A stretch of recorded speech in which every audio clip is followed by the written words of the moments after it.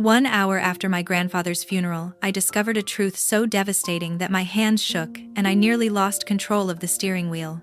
Not because of grief, but because the people who had been trying to kill him were my own family. When I pushed open the door to the law office, my younger brother had the attorney pinned against the wall, his voice low and vicious as he demanded a new will. In that instant, something cold settled in my chest. My grandfather had not died of old age. He had been poisoned slowly over the course of almost a year, and I was the only one still alive who held the proof. My name is Emily Carter. I am 29 years old. Just 1 hour earlier, I had laid my grandfather to rest in the quiet coastal city of Harbor Point. The funeral had barely ended. I walked slowly across the church parking lot, my fingers clenched tightly around a small brass key he had secretly pressed into my palm 3 months earlier, right when his strength first began to fade. Everyone said it was just the natural course of aging. They were wrong. I did not believe it. The phone in my pocket vibrated. An unknown number. The voice on the other end was calm at first, then unsteady. "Emily, this is Michael Lawson, your grandfather's attorney and his closest friend for decades. I received a letter from him. It was sent exactly 1 day before he died. What is inside will change everything. You need to come to my office on Grant Avenue right now. Come alone. Do not tell your parents. Do not tell your brother." His voice trembled as if he himself was afraid of what was about to come to light. I did not ask a single question. I got into my car and drove straight there. About 10 minutes later, I stopped in front of an old building hidden deep inside a quiet side street. Inside, the place was almost completely dark. The office door was half open, swaying gently in the sea breeze. I pushed the door and stepped inside. What I saw made my heart nearly stop. My younger brother Daniel Carter had Michael Lawson pressed hard against the wall. One hand was gripping the front of the lawyer's jacket, the other was clenched tight, shaking with rage. Daniel's voice dropped low, cold and sharp like a blade. "Hand over the new will, now!" Michael Lawson was panicking. His eyes locked onto mine at the far end of the room, filled with desperation like a drowning man catching sight of land. The instant my brother spun toward me, the lawyer suddenly shoved a hard object into the pocket of my jacket. His lips moved without sound. "Run!" The blood in my veins turned ice cold.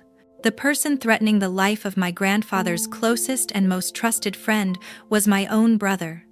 From that moment on, I understood a terrifying truth. Whatever they were hiding, they were willing to hurt anyone, to bury it forever in darkness. As my brother turned fully toward me, Michael Lawson pressed the object deeper into my pocket, his mouth forming a single word I would never forget for the rest of my life.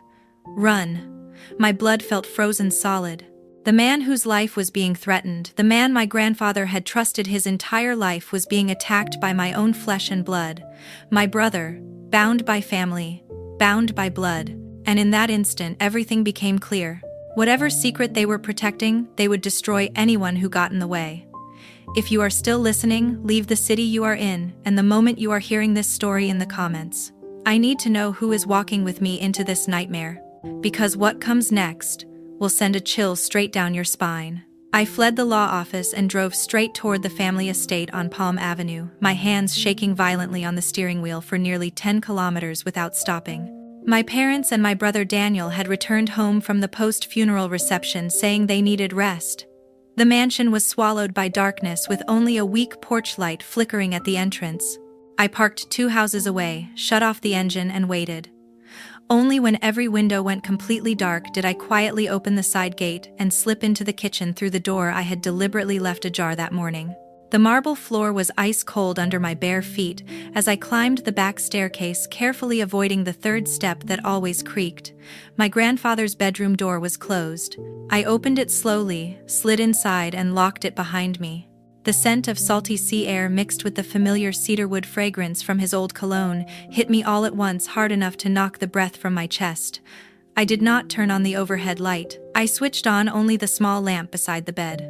The painting of his first ship still hung on the wall, slightly crooked just as it always had been. I lifted the painting off the wall. The safe was exactly where he had shown me years ago, back when he used to joke that it held a pirate's treasure. I inserted the tiny brass key. A soft click echoed in the room. Inside was only a thick, pale yellow envelope, nothing else. I carried it to the bed, sat down, and opened the metal clasp. The first page was handwritten in my grandfather's familiar script dated 11 days before his death. My dearest Emily, if you are reading this, then I am already gone. For the past 11 months, someone in this house has been replacing my heart medication with different pills, slowly destroying my body day by day. At first I noticed the taste was wrong. Then came the dizziness, then the chest pain that never truly went away. Every morning and every evening, I pretended to swallow the pills in front of them. But the moment I turned away, I kept the tablet hidden in my palm and carried it with me. I began driving regularly to the coastal city of Port Grace to see a private cardiologist, using routine business trips as an excuse. The blood test results made even the doctor turn pale. The level of cardiac toxins in my body was 4 times higher than the maximum safe therapeutic limit. The dosage was enough to kill a full-grown water buffalo, let alone an 83-year-old man. He kept 1 vial of the counterfeit medication. It was sealed inside a plastic pouch placed directly behind this letter. 2 weeks ago, he met with a notary on the mainland and executed a new will. Emily, you are to inherit 78% of my entire estate. This includes 42 vessels, 3 ports, commercial properties, brokerage accounts, everything. Your parents are completely removed from the inheritance. I discovered that they had secretly taken out a second mortgage on the company, quietly siphoning capital behind my back without my consent. Your brother Daniel and your cousin Laura will each receive 5% held strictly in trust. No more. I wanted to confront them, but I was afraid they would act faster. So I chose silence. And I chose preparation. I am sorry for leaving you to carry this alone, but in all my life you were the only one who loved the sea the way I did. Protect it for me. With all my love, your grandfather. I read the letter 3 times. Only when every word stopped blurring through my tears did I finally lower the page from my hands. Behind the letter were dozens of pages of documents. A notarized will officially stamped and archived. Medical test reports printed on hospital letterhead, sealed evidence logs, and a complete chain of custody, and a heat-sealed evidence pouch containing the counterfeit medication. Every page carried dates, signatures, initials, and witnesses.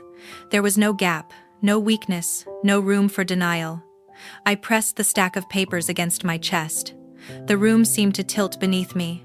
These were the same hands that once tucked a blanket around me when I was 5 years old. The same voices that sang to me every summer on my birthday. And yet they had poisoned him for nearly a full year, believing his death would hand them the keys to an entire empire. They never imagined that while they counted the days waiting for him to die, he was rewriting the rules of the game. I sat on his bed until the first light of dawn slipped through the slats of the shutters, the evidence still clenched in my hands. Proof that the people sleeping downstairs were nothing more than strangers wearing the faces of my family. From that moment on, this house was no longer a home. It became a cage. Since the funeral, my father, Richard Cole, asked me the same question every morning over coffee. Lately, has anyone strange called you? He smiled when he said it, but the smile never reached his eyes. My mother, Evelyn Cole, suddenly began cooking all my favorite dishes. Every meal she sat across from me, watching every bite I lifted to my mouth. Each time my phone vibrated, her gaze flicked toward me without fail. I pretended to stay calm, but my hand never strayed far from the phone. My brother Lucas lingered outside my bedroom door until the hallway lights went completely dark. His shadow stretched beneath the door, long and silent like a warning. I could no longer sleep. I knew I had to leave this house. But before I did, I needed proof strong enough that they could not deny it or twist it into something else. I sent a message to Aaron Blake, my closest friend since our first year of college and the only person I still trusted. Aaron now worked as an audio engineer for major concert productions in the coastal city of Port Grace. We agreed to meet at a tiny Cuban coffee shop on the corner of Ash Street and Harmony Avenue, the one with cracked plastic tables tucked behind the building. I arrived first, ordered 2 strong milk coffees, and waited. Aaron walked in wearing a black hooded jacket despite the heavy heat. He sat down across from me, wasting no time. "Let me see it." I slid my phone across the table. The night before, I had photographed every single page of the documents hidden inside my grandfather's safe. Aaron scrolled through the screen in silence. His jaw tightened with each slow swipe. When he finished, he looked up, his voice lower than before. "Tonight, your entire family is taking the largest sport fishing yacht out to sea for a sunset memorial. Everyone is going. The house will be empty for at least 5 hours. We go in at 9 that night. We parked 3 blocks away and walked the rest of the distance, cutting through neighbors' back gardens until we reached the rear gate by the pool. Aaron carried a cheap magnetic keycard copier. The side door to the garage clicked open in seconds. Inside, the air was thick with the smell of marine fuel and pool chemicals. We did not hesitate. Aaron went straight into my father's office. The bottom drawer of the large wooden desk was locked, but a flathead screwdriver made quick work of it. Inside was a file folder labeled medical supplies. Bank transfer receipts were stacked inside, sent from an account under my mother's maiden name to a laboratory in the Huang Ridge region on the mainland. Each receipt listed the name of a cardiac medication. No branding. No markings. My stomach tightened as I read. The file clearly stated that the heart medication came in tablet form, with no identifying codes or labels. Attached were handwritten notes in my mother's careful script documenting a gradual increase in dosage week by week beginning in the 8th month. My stomach rolled violently. Aaron quietly photographed everything with his phone, set to silent mode, then moved toward the kitchen island where my brother Lucas had left an old phone plugged into its charger. The device still recognized my brother's face, but the battery was completely drained. Aaron connected the phone to his laptop from his backpack, worked quickly, bypassed the lock, and opened the messaging app. A group chat titled, "The Future," appeared on the screen. It contained hundreds of unread messages. Aaron scrolled straight to the beginning of the thread, dating back nearly a full year. A message from Evelyn. Today he complained that the medication tastes different. Lucas replied, "It is the new batch, the substitute. He already took it." Then my father Richard followed. The laboratory confirmed that the new shipment will push him past his tolerance threshold in less than 2 months. Evelyn answered. Once the doctor signs the death certificate, the bank will release the collateral funds. Then it is finished, Lucas added. The cash will last us through the end of the quarter. If needed, we make him disappear completely. A few messages later, my father sent a photo. On his desk sat a black duffel bag stuffed with cash. The caption beneath it held only one word: insurance. Aaron's face drained of color. He backed up the entire conversation onto an encrypted storage drive, then wiped every trace showing we had ever touched that phone. We left the house the same way we had entered, locking the door carefully behind us. Under the streetlights on Harmony Avenue, Aaron placed the tiny drive into my palm. They really did it, he said quietly. And they believe they are about to become rich.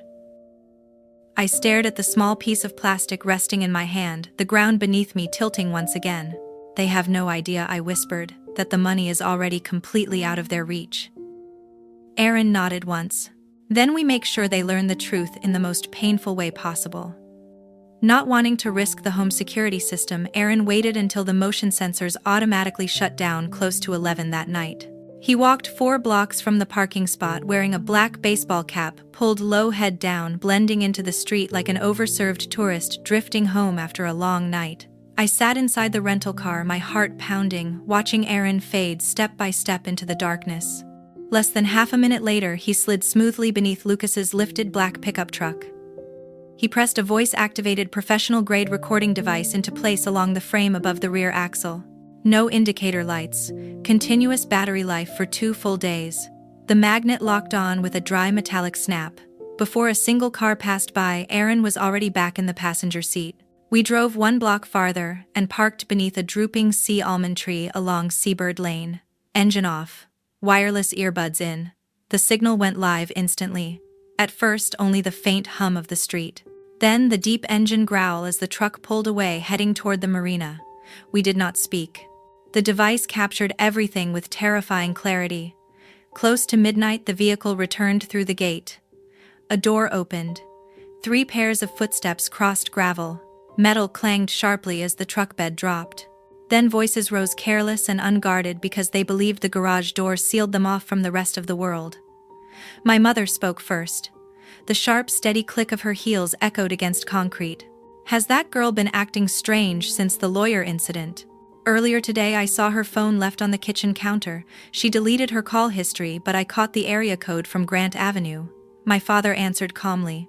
Glass touched glass as he poured something strong. She can delete whatever she wants. The death certificate has already been filed. Heart failure caused by chronic arrhythmia, signed, stamped, and entered into the court system. In a few business days, the judge will authorize the release of the assets. Lucas let out a short laugh. Keys clattered as he tossed them onto the workbench. She thinks she is smart. Always has. Grandfather let her steer the boats back when she was still in high school. Took her to every boat show along the coast. And what about me? Scraping barnacles off the hulls, getting paid scraps. He never once saw me. My mother spoke again, her voice softening, almost proud.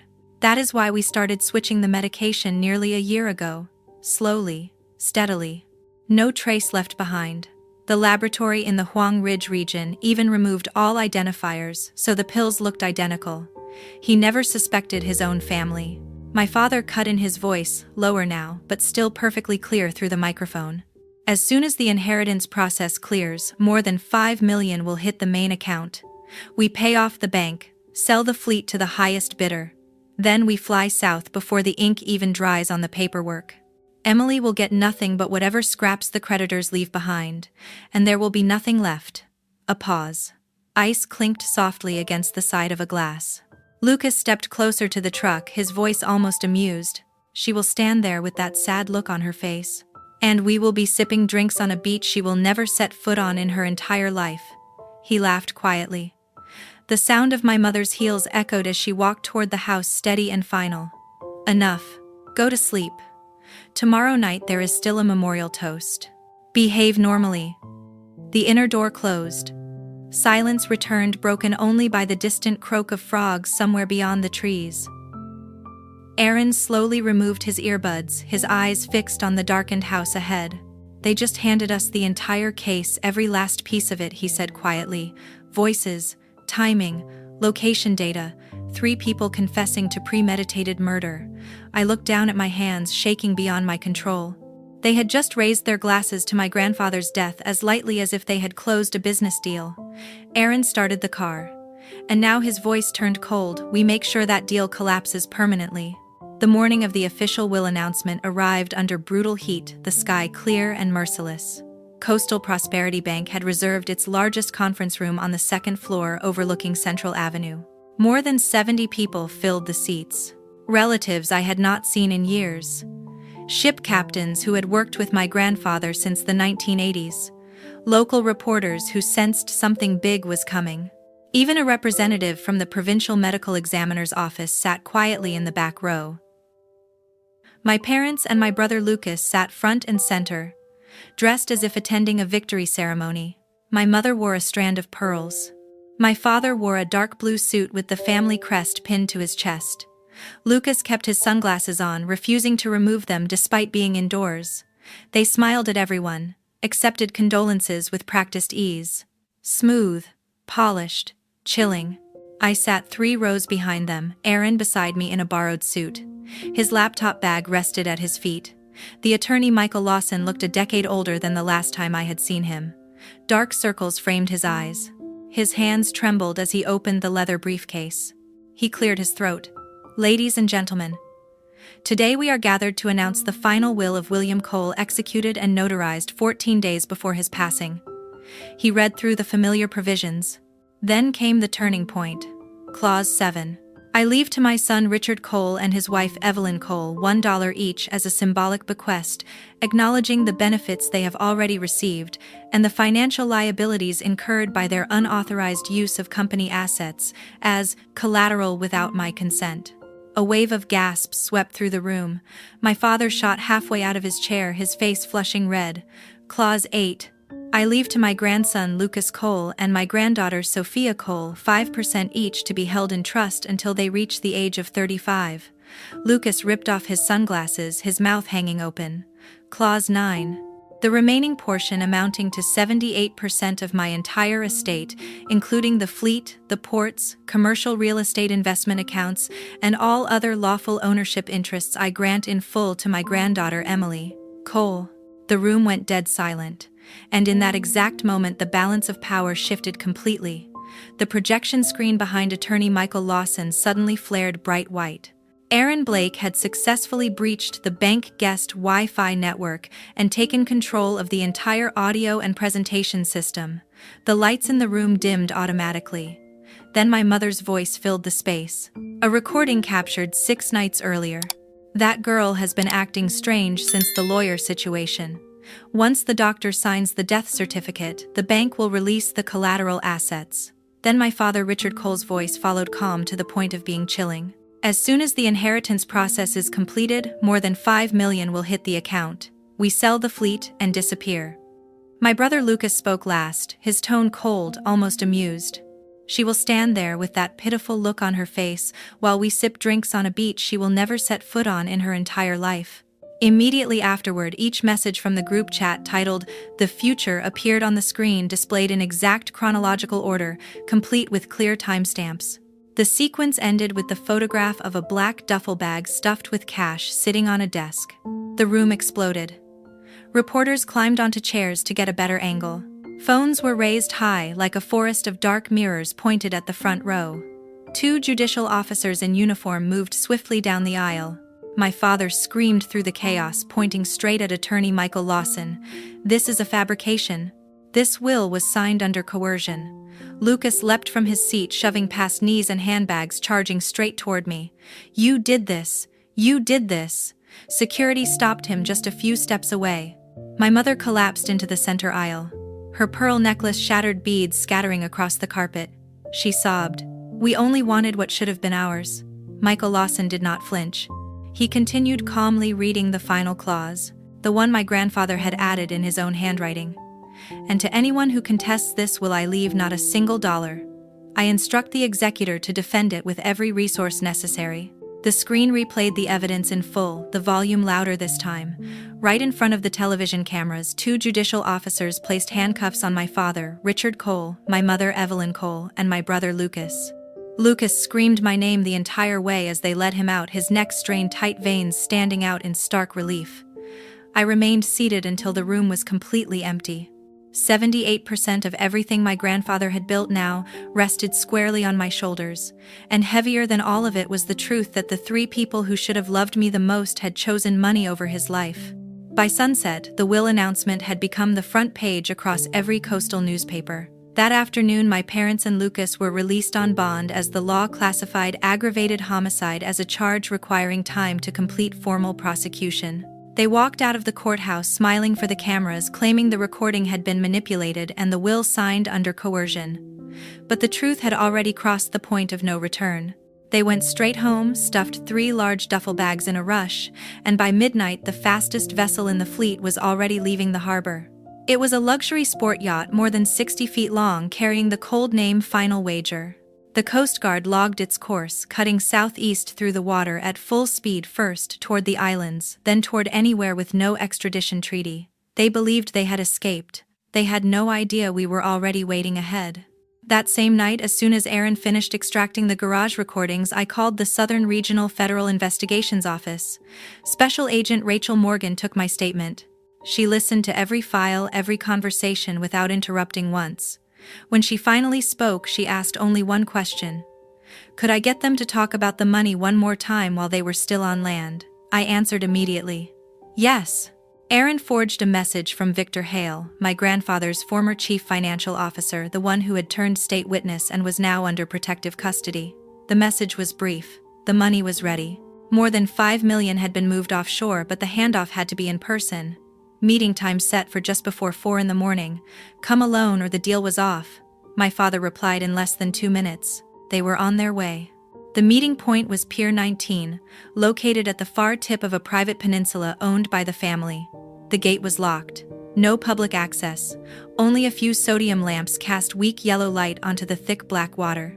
Agent Morgan had placed 6 undercover officers hidden among stacked shipping containers and dock pylons. Aaron and I watched from a shrimp trawler moored 2 piers away, night vision binoculars pressed tight to our faces. Just before 4 in the morning, the Final Wager slid silently into the berth. Lights off. Engines throttled down until they were barely a whisper. My father cut the motor and threw a line onto the empty dock. All 3 stepped ashore, carrying heavy duffel bags and 1 rolling suitcase.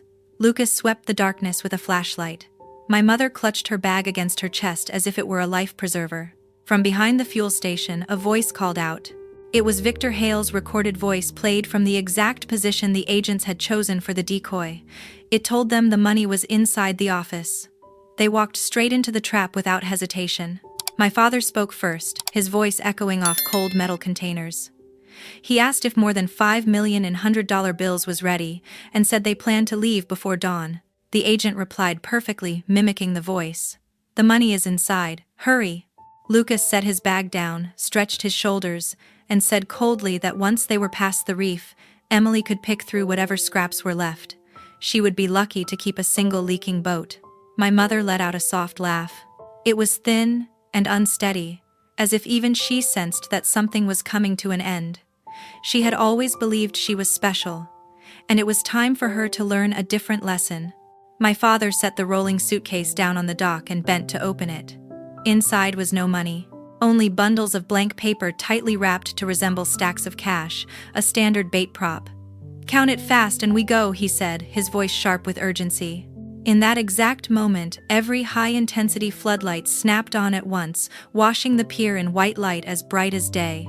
From the darkness, 12 federal agents in ballistic vests stepped forward in unison, weapons trained directly on them. "Federal authorities, hands up. Now!" my mother screamed. Lucas spun around, searching for an escape, but found only black water and cold steel. My father stood, frozen, his mouth open, unable to form a single word. Special Agent Rachel Morgan stepped forward, badge raised, her voice steady and final as she began to read the charges. "Richard Cole, Evelyn Cole, Lucas Cole, you are under arrest for conspiracy to commit murder, major financial fraud, and interstate flight to evade prosecution. You have the right to remain silent." Lucas lunged toward the railing in desperation. Two agents slammed him face down onto the wooden planks, blood seeping from the corner of his mouth. My mother collapsed to her knees, clutching her son's jacket, sobbing uncontrollably. "Do not say anything," she cried. "Do not say a word." My father stood staring at the bundles of fake paper, the truth finally crashing into him all at once. My grandfather had changed everything. He truly had changed everything. Handcuffs snapped shut with a dry metallic sound. The luggage was sealed and tagged, clearly marked as evidence of attempted flight. Body cameras and dock cameras captured every second. Lucas lifted his head, his lips split, and looked straight toward the shrimp trawler. He saw me standing under the lights. "You set us up," he spat. I did not answer. I did not need to. The microphone captured that confession perfectly. As the sun rose, the yacht Final Wager was seized. All three were escorted into secured vehicles and transported to the central detention facility in the city of Port Grace. The story became the lead headline across every national news broadcast. They never set foot in the waters they dreamed of, and they never touched a single dollar. The federal courthouse in Port Grace loomed like a concrete fortress beneath the August sky. Inside courtroom 12A, the low hum of the air conditioning was loud enough to drown out the quiet coughs born of tension. Jury selection lasted 4 full days. Each potential juror was asked the same 2 questions. Had they ever lost a grandparent to illness? And had money ever torn their family apart? 3 potential jurors were dismissed simply because they could not hold back their tears. Opening arguments began on a Monday morning. The prosecutor, Rachel Morgan, wore a dark blue suit and spoke without once looking at her notes. She told the 12 seated jurors and 4 alternates that this was not a case about who did it. It was a story about how long it took, and how cold someone had to be to do it. She built a timeline. Nearly a full year of switched medication, falsified medical orders, pills calibrated week by week, dose by dose, designed to kill without leaving a trace. The courtroom fell completely silent. Prosecutor Rachel Morgan walked the jury through every piece of evidence slowly and precisely. The letter hidden in my grandfather William Cole's safe. Blood test results showing cardiac toxins far beyond safe limits. Invoices for medication purchased from the Huang Ridge Laboratory. Screenshots of the secret group chat. The garage audio recording. The dockside surveillance video. Each document appeared one by one on 2 large screens, sharp down to the smallest detail. When the recording played, capturing the laughter of Richard Cole, Evelyn Cole, and Lucas Cole as they spoke about a natural death approaching, the courtroom froze. No one coughed, No one moved. Only their own voices echoed through the cold space. Defense counsel tried to focus on my sudden inheritance and asked whether I felt guilty. Every time my answer was the same. I felt guilty only that the people who raised me chose money over my grandfather's life. Then Richard Cole took the stand. He wore an ill-fitting borrowed suit, the collar revealing the orange fabric of his detention uniform beneath. He claimed my grandfather had been mentally confused and that I had coerced him into signing the will. Prosecutor Morgan immediately dismantled the claim, with testimony from the notary and hospital visitation logs, proving I had never been alone with my grandfather after the will was executed. The jury returned guilty verdicts on all counts. Premeditated murder for financial gain. Organized conspiracy to commit murder. Aggravated homicide of a vulnerable adult over the age of 65. Major financial fraud and money laundering. Because the prosecution did not seek the death penalty, the law allowed only one sentence. The judge, Daniel Harper, looked at each defendant in turn. Richard Cole was sentenced to life imprisonment without the possibility of parole. Evelyn Cole was sentenced to life imprisonment without the possibility of parole. Lucas Cole was sentenced to life imprisonment without the possibility of parole. In the final row, Sophia Cole sat in silence. She was not charged, having admitted she overheard the plan but failed to report it. The court immediately revoked her entire trust allocation. Every dollar was transferred directly into the Victim Compensation Fund. As the judicial officers stepped forward to place the handcuffs on him, Lucas turned toward the gallery.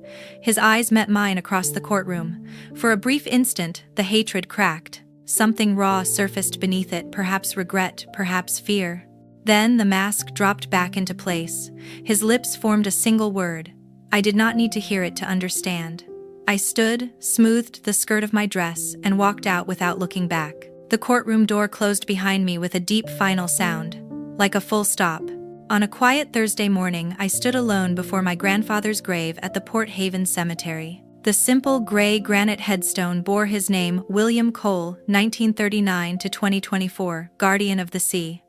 A soft breeze carried the scent of salt and frangipani through rows of white markers. I placed a bouquet of sunflowers at the base of the stone, the flower he loved most. 2 years earlier, I had legally changed my name to Emily Cole, reclaiming the surname my mother carried before she entered that family. The court clerk had stamped the documents without comment. The paperwork was finalized during the same week the prison sentences became permanent. From that moment on, the old name no longer belonged to me. The fleet still operated with 42 vessels, but everything else had changed. All captains were placed on fixed salaries. Every crew member received full medical insurance, and every dollar of profit beyond operating costs was transferred directly into the William Cole Medical Scholarship Fund. To date, 58 full scholarships had been awarded to first-generation college students pursuing cardiology and geriatric medicine. Young people who had grown up on food assistance but earned perfect scores on their medical entrance exams. I personally reviewed every application.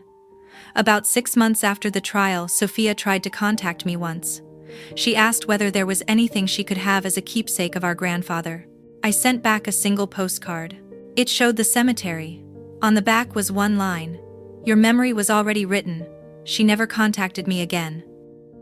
Aaron moved to the city of Anson, working as an audio engineer for major live productions.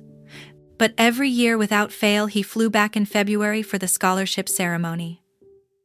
We sat on the pier at sunrise, drank strong, hot coffee, watched the sea glitter under the early light, and never spoke about the trial. Occasionally, tourists ask why the largest charter company on the coast is run by a woman not yet 30 with no family name displayed on the sign. I always tell them the truth. The man who built all of this wanted the ocean to belong to everyone, not to be locked away behind greed. I knelt gently, brushed the thin layer of sand from the stone, and finally spoke the words I had carried in my heart for 2 full years.